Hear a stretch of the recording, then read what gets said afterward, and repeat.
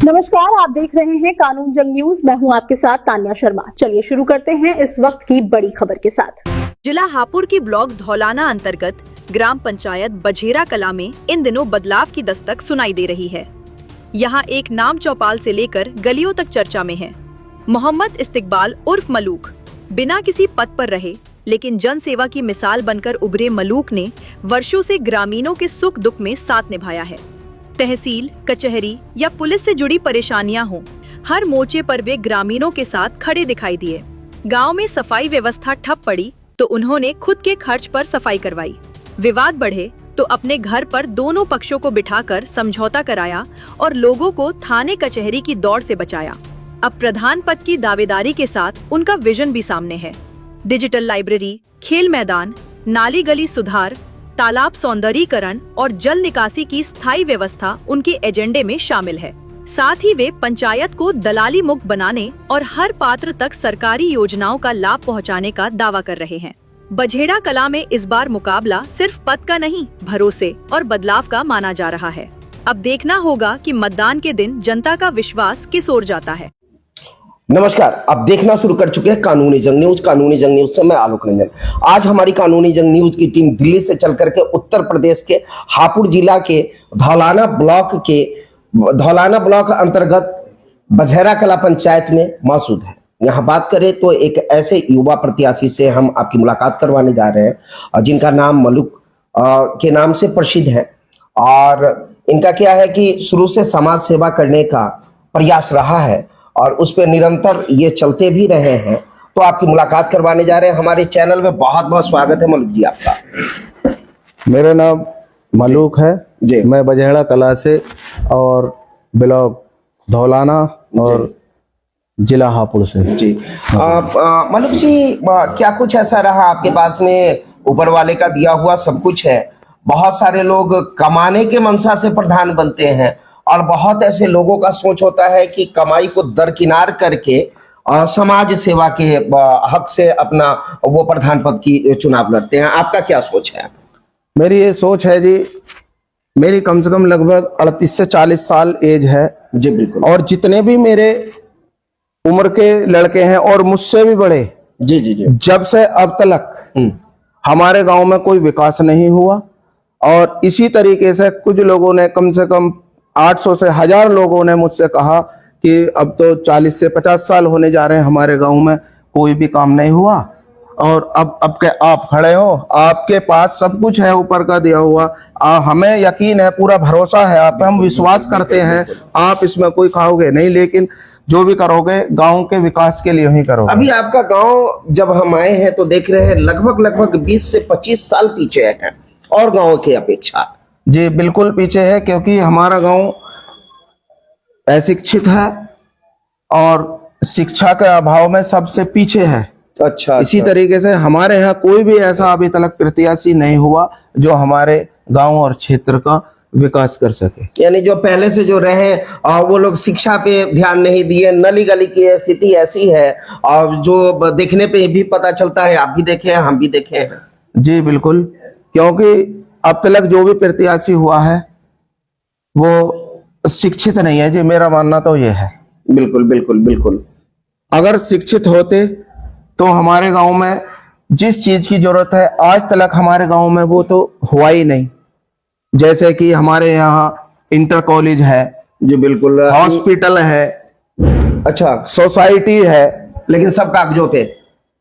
जी हमारे यहाँ एक हॉस्पिटल है, कागजों में है, लेकिन वो वैसे है, मौके पे नहीं है, लेकिन कागजों में चल रहा है। एक बहुत बड़ी बात निकल करके आ रही है। देखा जाए तो इनके यहाँ एक अस्पताल है, लेकिन वो अस्पताल सिर्फ कागजों में है, ग्राउंड पे कहीं भी नजर नहीं आ रही है।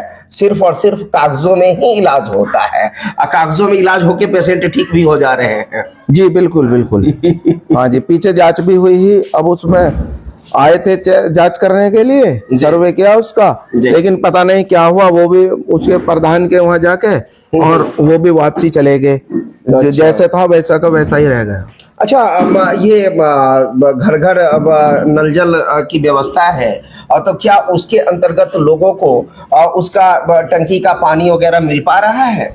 हमारे यहाँ एक टंकी है जी, जो हमारे यहाँ के ठेकेदार हैं उन्होंने भी मना किया था कि ये जहाँ टंकी लगी हुई है ये जगह ठीक नहीं है। जो तुम्हारे गांव की जो टॉप है, जो टॉप लेवल है और टंकी का टॉप बिल्कुल एक लेवल आ रहा है, यहाँ जगह टंकी के लिए ठीक नहीं है। उसका पानी किसी ने भी अभी तक एक घूंट यूज में नहीं लिया। यानी कि जल मीनार खड़ा है, सब कुछ खड़ा हो चुका है, लेकिन उसका पानी कोई आज तक पिया ही नहीं। कुछ नहीं पिया जी। यानी कि देखा जाए तो उसमें भी पैसे की भरपूर गबन की गई। बिल्कुल बिल्कुल। और ऐसा भी सुनने में आया प्रधानमंत्री आवास योजना में बहुत सारे पंचायतों में 20,000, 25,000, 50,000 घूस लिया जाता है। क्या आपके पंचायत में भी ऐसा हुआ है? हमारे यहाँ जो प्रधानमंत्री आवास योजना है, आवास तो आए हैं लेकिन मुझे नहीं, ना ही मैंने देखा है और ना ही मैंने किसी से सुना है कि यहाँ आवास बने हैं। ओहो। यहाँ कोई आवास नहीं बना। शौचालय का लाभ मिल पाया या नहीं? रही बात शौचालय की, इसमें शौचालय का भी अभी तक कोई लाभ नहीं मिला पंचायत वासियों को जी। किसी को भी शौचालय का लाभ मिला ही नहीं। अच्छा, क्या आप अगर आते हैं, जीत करके आते हैं, तो क्या पूर्णतः वो जो भी प्रधानमंत्री आवास योजना, वृद्धा पेंशन, विकलांगता पेंशन, ये सब और भी बहुत सारी सुविधाएं हैं जो लाने का प्रयास करेंगे? मैं पब्लिक ने, जनता ने इसीलिए चुना हूं जी। मेरे पास 800 से 1000 आदमी आए, मुझसे ये कहा आप गांव का विकास कराओ, और मेरा मन है, मैंने उनसे बताया आपके यहाँ मैं सब कुछ शिक्षा, सुरक्षा और स्वास्थ्य तीनों पे काम करूंगा। हमारे यहाँ एक ऐसा तालाब है जिससे कि कम से कम वो 70 बीघे का तालाब है हमारे यहाँ। 70 बीघे का? हाँ, जो कि आज अभी तक, पहले तो वो खेतों से 2 फुट नीचे था, अब खेतों से 2 फुट ऊपर हो गया। उसमें गांव का पानी नहीं जाता, उसमें सब पानी स्टॉक हो रहा है। और उसी के तरीके से कम यहाँ कई साल हो गए उससे जल भरे हुए को, उससे जो चोए में पानी सोतों से मिल गया और यहाँ सब हेपेटाइटिस सी के मरीज हैं। अच्छा, वो उस गंदगी की वजह से हेपेटाइटिस सी है। 700 से ऊपर ही इसकी DTS आती है, चेक करवाते कभी भी, कोई भी करा लो। अच्छा, यानी आपका पहला सोच ये रहेगा कि वो गंदगी मुक्त तालाब की साफ सफाई करके एक बढ़िया सा रूपरेखा देना। हाँ जी, मेरे तो मन की बात यही है। मैं तो यही कहूंगा कि पहले वो तालाब साफ कराऊंगा। बिल्कुल बिल्कुल। और फिर गांव में पूरे में साफ सफाई करानी है, और फिर शिक्षा के लिए एक इंटर कॉलेज अलाउड कराना है, और किसानों के लिए ये जो होते हैं ये खाद गोदाम की जरूरत है हमारे यहाँ जी। बिल्कुल। और हॉस्पिटल कागजों में है, लेकिन वो भी हमें बनवाना है। यानी कि आप उसे चाहते हैं कि जो भी चीज सिर्फ कागजों में सिमट करके रह गया है और उसे पूर्णतः अपने पंचायत में लाना चाह रहे हैं। और एक सबसे बड़ी बात निकल करके आ रही है एजुकेशन के लेकर के, और इनका एजुकेशन के लेकर के काफी, चूंकि जब हमारी टीम आई है तो यहाँ भी इनके बच्चे को मैंने देखा पढ़ते हुए, और बढ़िया से पढ़ रहा था। तो इनका सोच है कि पूरे पंचायत शिक्षा से परिपूर्ण हो, और शिक्षित होंगे तो बेरोजगारी कमेगी, रोजगार मिलेगा बच्चों को भी, और बाहर भीतर काम कर पाएंगे, अच्छी कंपनियों में भी या सरकारी जॉब भी कर पाएंगे। तो देखा जाए तो इनका ये बहुत बड़ी सोच है। और इंटर कॉलेज बनवाने की सोच क्या है कि बहुत सारी बच्चियां 8th तक तो पढ़ लेती है, आगे की पढ़ाई के लिए उसे बाहर जाना पड़ता है। अब बाहर जाने के क्रम में आजकल की स्थिति खराब है, काफी खराब है, और बहुत ऐसे गार्जियन है जो उस परिपूर्ण ना होने के वजह से वो बाहर भेज नहीं पाते, जिसके वजह से वो अशिक्षित रह जाती है। और तो इनका पूरे तरीके से ये प्रयास है कि इंटर कॉलेज हो, ताकि यहाँ की बच्चियां भी आगे की शिक्षा ले सके। क्या जी? बिल्कुल यही है जी। हमारे यहाँ से कम 1000 से 2000 बच्चे बाहर जाते हैं, और जो बच्चियां हैं तो उन्हें वे भेज नहीं पाते, इसलिए हमारा जो इंटर कॉलेज का समय खराब चल रहा है काफी।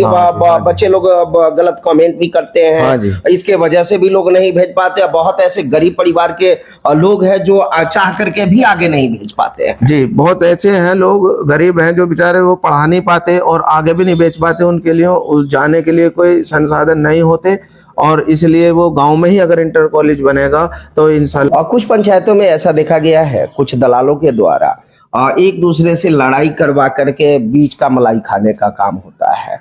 तो इसके लेकर के क्या कुछ कहेंगे? इसके लिए हम गांव को दलाल मुक्त गांव बनाना चाहते हैं जी। जो दलालों का इसमें काम ही न रहे, क्योंकि इनका काम होता है एक दूसरे से झगड़े करवाना और मलाई लूटना। चूंकि वो लोग क्या करते हैं कि आपस में लड़ाई करवा करके मैटर थाने से लेकर के कोर्ट तक पहुंचाते हैं और बीच का मलाई खाते रहते हैं। तो आप चाहेंगे कि पूर्णतः दलाली मुक्त पंचायत बने? हाँ जी, बिल्कुल दलाली मुक्त यानी पंचायत बननी जो भी चाहिए। झगड़ा वगैरह होगा उसका निपटारा स्वयं बैठ करके सभी के सामने में हो जाए, आपस में मिल करके रहे। जी, मैंने अब भी, चलो ये तो अब मेरा नहीं, नाम आ बोल गया। सकते हाँ, हैं, चूंकि ये तो मेरा नाम अब आ गया, लेकिन मैंने अब से 4 साल पहले से पब्लिक के बीच में जो भी मेरे पास आया है और मैंने उनके 24 घंटे उनके साथ खड़ा हूं, कोई रात हो बिरात हो, 2 बज रहे हो 3 बज रहे हो, और जो भी मुझसे मेरे बस के जो मेरे लायक काम है मैंने उनके कराए हैं। और जितने भी अभी तक यहाँ कम से कम 20 से 30 झगड़े हो गए हुए, मैंने अपने यहाँ बैठ के आपस में यही निपटारा ये करा। बहुत बड़ी बात है, बहुत बड़ी बात है। अगर अब आप जितने तमाम दर्शक देख रहे हैं, अब बात करें तो झगड़ा होने के बाद में क्या होता है, एक दूसरे दोनों परिवार पूरे तरीके से लॉस में चले जाते हैं और बर्बाद हो जाते हैं। इसके पीछे कारण क्या होता है? थाना और प्रशासन, कोर्ट कचहरी, और इसका चक्कर जब लगता है तो आप पहले तो काम धंधा छोड़ करके आपको जाना पड़ता है और इन चीजों से काफी परेशानियों का सामना करना पड़ता है। तो ये भी काम किए हैं, जब प्रधान ना रहते हुए भी बहुत सारे लोगों का निपटारा झगड़े का ये स्वयं रह करके करवाने का कार्य किए हैं। और हमारे चैनल के माध्यम से आप अपने तमाम पंचायत वासियों को क्या कुछ संदेश देना चाहते हैं? मैं सभी गांव वासियों को एक संदेश देना चाहता हूं। जी अगर आपने मुझे कामयाब बनाया जी, बिल्कुल बिल्कुल। तो गांव में शिक्षा, सुरक्षा और स्वच्छता जी बिल्कुल बिल्कुल। इंशाअल्लाह चरम पे आएगी। और ये जो नाली गली कूचे गंदे पड़े हैं, इनमें बिल्कुल साफ सफाई का काम होगा और शिक्षा का काम होगा और स्वास्थ्य का काम होगा। और जो भी आपस में जैसे अनबन हो जाती है, कहासुनी हो जाती है, इंशाल्लाह वही बैठ के बिना थाने के अपने यहीं उसका निपटाने का काम करा जाएगा।